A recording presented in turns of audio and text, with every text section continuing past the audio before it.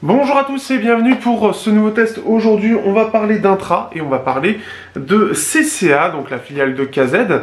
Cela m'a été envoyé d'ailleurs par Lucky LZ Store, donc vous avez le lien dans la description. Vous avez aussi une réduction, donc ce qui fait que vous avez juste à suivre ce qui se passe en dessous dans la description pour y avoir accès. Sachant que donc c'est CCA C12 qui sont ici, ce sont donc les nouveaux qui sont très proches de ceux-là. Les KZ ZSX testés il y a très peu. Il faut savoir qu'ils sont sur la même configuration, mais la première chose que l'on remarque, c'est un design différent. Globalement, donc c'est 12 pour le côté C-Driver par côté, donc ça c'est quelque chose qu'on avait. On avait déjà la partie armature équilibrée qui était sortie avec les A12, et donc ici on est avec les C12 qui est un peu la suite des C10.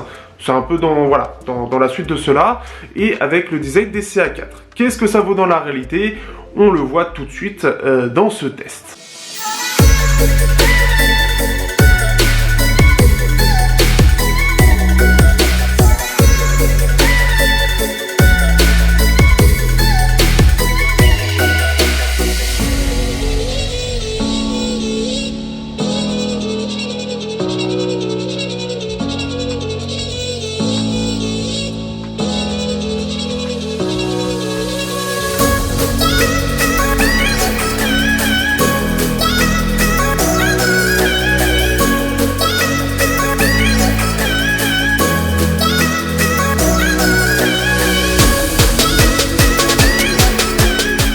Alors la première chose qui frappe, c'est qu'en général, là où on a tendance à avoir un design assez similaire entre les KZ et les CCA, parfois on a une différence, un peu comme les ZS7 et les C10. Ici c'est le cas effectivement, puisque là, CCA c'est basé, eux, sur un design déjà connu des CA4. C'est pour ça d'ailleurs que dans ma petite vidéo de setup, que je vous conseille si vous voulez connaître mon top 4, notamment des intras, je parle souvent de CA4, c'est que je me suis emmêlé.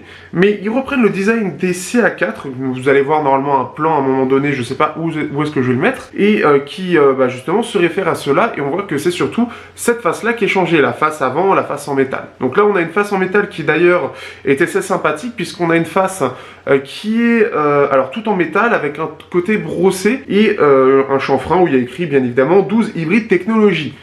Bon, hybride, puisqu'on a du armature équilibrée et du driver dynamique classique. Le tout, alors ce que j'aime bien, c'est la petite subtilité de la vis ici. Là, je l'ai en bleu, et ce qui fait qu'en fait, sur le pourtour de celui-là, donc on a un liseré bleu avec le petit bleu sur la vis ici. C'est très léger, le tout avec CCA ici qui est gravé et peint, et avec le corps en bleu. Vous l'avez aussi en jaune avec ces mêmes différences. Personnellement, j'ai pas aimé la couleur jaune, mais après, à vous de voir. Ce qui est plus étonnant, alors, autre chose aussi, donc on a le corps bien évidemment en plastique qui nous permet d'admirer donc ce qu'il y a dedans en fait, comment c'est agencé. Et vous avez cette petite partie en métal, donc la canule, donc là où on met l'oreille, avec, et c'est plus étonnant, les embouts qui sont des KZ Starline, ce qu'on a par défaut sur les KZ, et qu'on retrouve beaucoup moins sur les CCA. Je suis en train de me poser la question, je crois que c'est la même chose sur les CA4 justement. Et ce qui fait qu'au lieu d'avoir des embouts lisses et ronds, que l'on retrouve pour le coup sur les ZSX, ici on y retrouve les Starline. Donc ce qui fait que c'est un petit peu étonnant, et je vous avoue que j'étais assez intrigué par cela. Il faut savoir aussi, le câble que je montre ici, c'est le câble que vous pouvez acquérir aussi. Vous l'avez normalement aussi sur le site, sur le vendeur Lucky LZ, c'est le câble officiel CCA. Ici j'ai une version type A, si je dis pas de bêtises, donc qui fait que ça rentre pas complètement, mais c'est suffisant pour le tenir sans problème. On sent que ça tient bien, mais vous avez aussi une version de pin type C qui est au même prix, et ça vend 10 €. Et ce qui est bien, c'est que c'est coloré, donc comme j'ai des câbles, autant m'en servir, et je trouve ça sympathique. On va pouvoir parler maintenant de l'ergonomie, qui donc est tout à fait cool. Ce qui est bien par rapport justement au KZ ZSX, c'est que notamment ils sont moins intrusifs dans l'oreille, c'est-à-dire qu'ils sont plus petits, comme vous allez voir.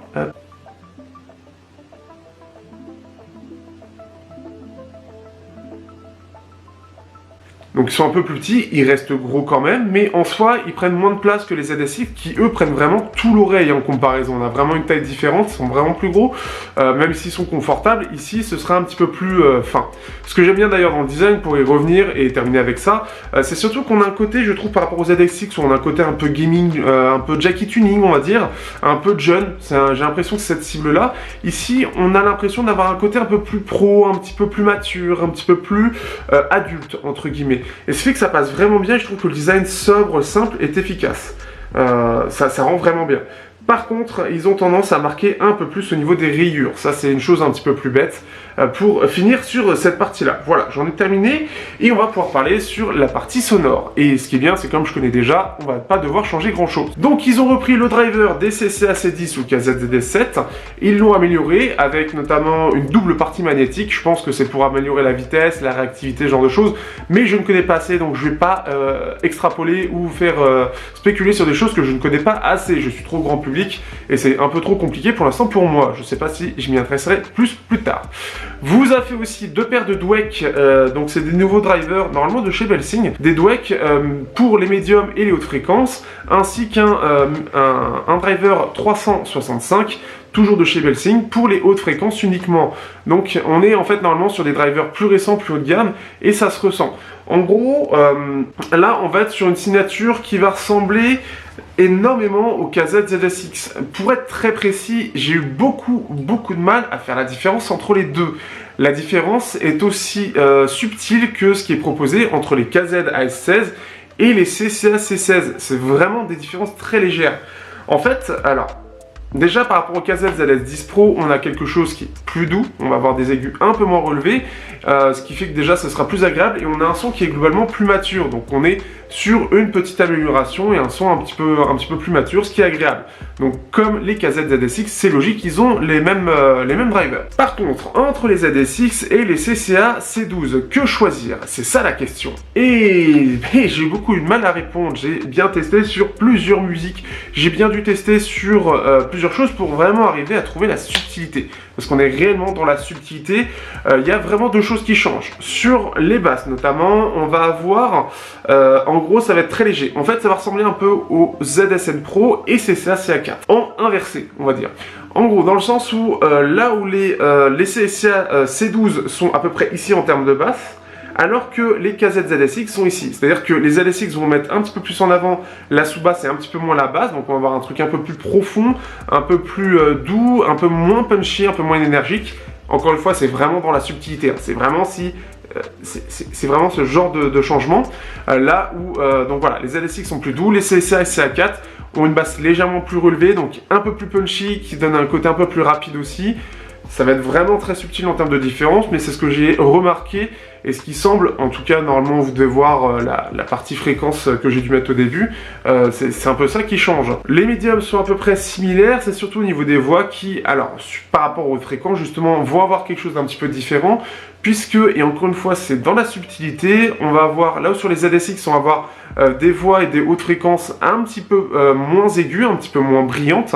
Les C12 vont les ressortir légèrement. C'est vraiment très léger, ça peut faire un tout petit peu plus de sibilance sur sur les quelques musiques qu'il y a, mais c'est les musiques en général qui sont comme ça. C'est extrêmement léger, la différence est vraiment légère. Ça permet de mettre un petit peu plus en avant les voix, là où elles sont un petit peu plus en retrait sur les ZSX. Encore une fois, c'est vraiment la subtilité, j'ai vraiment eu du mal à trouver la différence tant ils sont proches, au point où même au départ je trouvais qu'ils étaient à égalité. Donc après c'est à vous de voir, pour moi c'est beaucoup plus une histoire de design que de son, parce que la différence encore une fois est très légère, que j'en prenne un ou un autre. La plus grosse différence que je vais avoir c'est surtout sur l'ergonomie ou le design que je vais plus ou moins préférer, mais sur la partie sonore les différences sont tellement subtiles que pour moi l'expérience est la même. Donc voilà, en gros, vous avez le comparatif et vous voyez ce que vaut les C12 par rapport aux ZSX. Globalement, globalement, en tout cas pour 35 €, la qualité sonore est vraiment bien. Et on en arrive à la conclusion. Je trouve que, alors, ce qui est bien aussi, je crois que le prix des C12 est un peu moins cher que les ZSX, notamment parce que je pense que le prix étant déjà sur un corps existant par rapport aux ZSX, où c'est un corps nouveau et une faceplate nouvelle, ici on est déjà sur quelque chose de connu, ils ont juste refait la façade en métal, un petit peu plus jolie. Mais sinon, c'est très similaire, et ce qui fait que ça doit coûter moins cher, puisque déjà rentabilisé. Ce qui fait que sur la qualité sonore, enfin sur la conclusion, la qualité sonore, comme je l'ai dit, on a une évolution sur une évolution. Ce qui est bien, c'est qu'on est sur du nouveau driver, et par rapport aux ZS10 Pro, on a un son qui est un peu moins relevé dans les aigus, qui est un peu plus doux, un peu plus équilibré, puisqu'on est sur une signature équilibrée, clairement. Une signature équilibrée et plus mature, dans le sens où les nouveaux drivers sont de meilleure qualité. Donc globalement, l'avantage, c'est que derrière, quand ils mettent les fréquences, ils les gèrent, s'ils les relèvent, ça fait un peu moins artificiel, là où je trouvais que c'était le cas sur les ZS10 Pro, et que justement, on avait ce côté un peu artificiel, un petit peu métallique, un petit peu trop aigu, un petit peu forcé, que je trouvais sur les ZS10 Pro, alors qu'ici, c'est beaucoup plus doux. J'ai oublié de parler des choses aussi, pour terminer, on va mettre ça aussi. Ce qui est bien, c'est que la scène est plutôt large, on a une bonne isolation. D'ailleurs, on a une meilleure isolation, très légèrement mieux, sur les C12 par rapport aux ZSX, qui sont un peu plus ouverts, mais c'est encore une fois, c'est presque de la subtilité, c'est un petit peu plus présent, donc un peu plus, et je pense que ça est surtout dû aux embouts, des embouts plus gros, enfin plus épais sur les C12. Ce qui fait qu'en gros, voilà la différence. Et je pense d'ailleurs, pour terminer dans cette conclusion qui est un peu longue, je pense que les quelques testeurs qui ont comparé, parce que j'ai vu un test pour voir aussi ce qu'il en pense, le test, quand il a comparé, il a fait les choses, il a pris exactement les mêmes embouts pour les deux. Et c'est là où j'ai vu la différence quand j'avais fait ce test pour voir la différence. Et effectivement, quand on met les mêmes embouts sur l'un ou l'autre, les différences sont plus grandes. Donc ce qui est assez intéressant, c'est qu'en changeant d'embout, ils vont être ce qu'on appelle tips sensitive en anglais. En gros, ils vont être sensibles au changement d'embout. Les embouts vont changer un peu la signature, ce qui va plus ou moins rendre un peu plus ou moins équilibré la signature. Donc en gros, quand vous allez mettre sur les C12 les embouts ronds, les embouts des ZSX, les embouts lisses on va dire, eh bien on va avoir une signature un petit peu plus entre guillemets agressive, un petit peu moins équilibrée, et ça va être ça surtout la différence. Mais quand on a les mêmes embouts, clairement on a quasiment la même chose en termes de qualité sonore, en termes de détails, en termes etc. Donc globalement ça va être à peu près la même chose. Comment compléter le test après? Oui, c'est très bien détaillé. On est sur les ZS10 Pro, comme on a un côté un peu plus aigu, ça peut faire ressortir un petit peu plus certains détails, avoir un côté un peu plus fin, mais ici on a quelque chose de très fluide, une signature qui est pour le coup très bien maîtrisée, mieux que les ZS10 Pro ou les C10, et ce qui fait que globalement on va être sur une bonne qualité sonore, vraiment. Pour une trentaine un peu plus de 30 €, on va vraiment avoir quelque chose d'agréable à écouter. Côté hi-fi, on peut le dire, ça s'améliore de plus en plus, et ça va aller grappiller un petit peu en gamme, bien évidemment, comme l'ensemble de la scène. Mais là où pour quelques dizaines d'euros de plus, on avait la même chose il y a quelques temps de ça, quelques mois de ça, je dirais. Là, maintenant, c'est passé aux alentours de 30 €, donc on peut le dire, très abordable. Je pense que j'en ai fini avec ce test. Si vous avez des questions, si vous avez des ajouts ou quoi que ce soit, n'hésitez pas dans les commentaires. Si vous voulez me soutenir comme d'habitude, partagez, likez, commentez. Vous pouvez me soutenir financièrement, déjà en passant justement par Lucky LZ, ça permet de montrer justement que vous avez de l'intérêt, mais aussi via les liens affiliés Amazon, via Utip, via Tipeee, via MyTip quand j'y pense et j'y pense pas, mais il faut que je le fasse. Bref, vous avez tout ça. J'espère que ce test vous aura plu, j'espère aussi que le changement de cadre un petit peu est sympathique aussi pour vous, et on se dit à bientôt pour un prochain test sur Technoid.